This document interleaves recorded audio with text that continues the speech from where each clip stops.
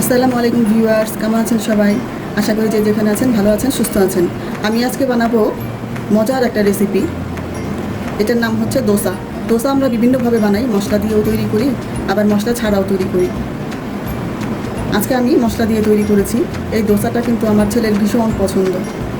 আর সাথে যদি হয় একটু চাপার ভর্তা বা টমেটোর চাটনি, তাহলে তো কোনো কথাই নেই, পুরোই বাঙালিয়ানার স্বাদ। তো চলুন চলে যাচ্ছি আজকের দোসা বানানোর রেসিপিতে। দোসা বানাতে যা যা লাগবে, আমি এখানে 1 কাপ চাল এবং 1 কাপ ডাল ভিজিয়ে পাটায় বেটে দিয়েছি। আমি কিন্তু ব্লেন্ড করি না। এখন আমি সবটুকু দিয়ে দিলাম। তারপর আমি এর মধ্যে একে একে দিয়ে দিচ্ছি পেঁয়াজ কুচি। পেঁয়াজ কুচিটা একটু বেশি দিতে হবে। আমি এখানে 4টা বড় বড় পেঁয়াজ দিয়েছি। তারপর দিয়ে দিলাম কিছু কাঁচামরিচ কুচি, দিয়ে দিলাম কিছু, এগুলোকে বলে বিলেতি ধনে পাতা বা সোয়াজ পাতা, ওই কাটা কাটা বড় বড় হয় যে, এই বিলাতি ধনে পাতার সুগন্ধটা কিন্তু আমার কাছে দারুণ লাগে। তারপর দিয়ে দিলাম সামান্য কালো জিরে, আধা চা চামচের মতো লবণ। লবণটা কম বেশি হতে পারে, আপনাদের স্বাদ অনুযায়ী দিয়ে দিবেন। দিয়ে দিলাম 2 টেবিল চামচ ময়দা, দিয়ে দিলাম হাফ চা চামচের মতো বেকিং সোডা। এটা না দিলেও হয়, আমি দিলাম মুচমুচে হওয়ার জন্য, এটা অপশনাল। আমার হাত ধোয়া আছে। এখন আমি বেটারটাকে ভালোভাবে গুলিয়ে নিব। আর আমি যে পেঁয়াজগুলো দিয়েছি, পেঁয়াজগুলোকে চটকে চটকে এভাবে ভেঙে ভেঙে নেবেন। আরও কিছু মশলা আমরা দিব।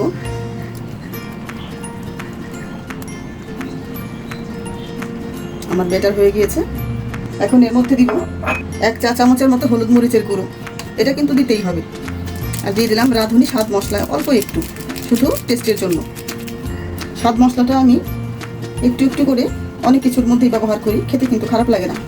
এখন আমি আর একটু মেশাবো ভালোভাবে। পানি একবারে দিবেন না, একটু একটু করে দেবেন।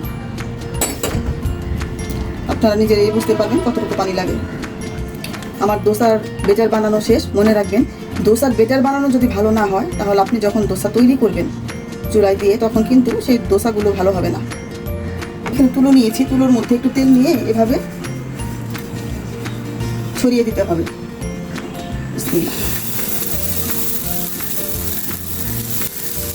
এখন এই বেটারটাকে ভালো করে ছড়িয়ে দিবেন।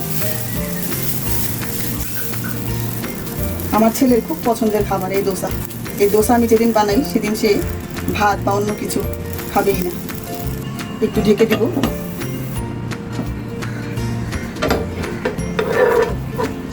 হয়ে গেল।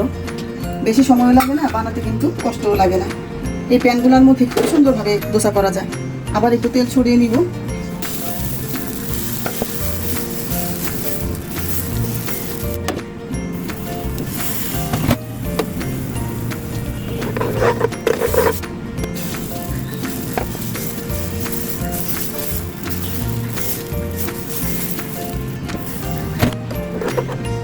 হয়ে গেল আমার দোসা বানানো।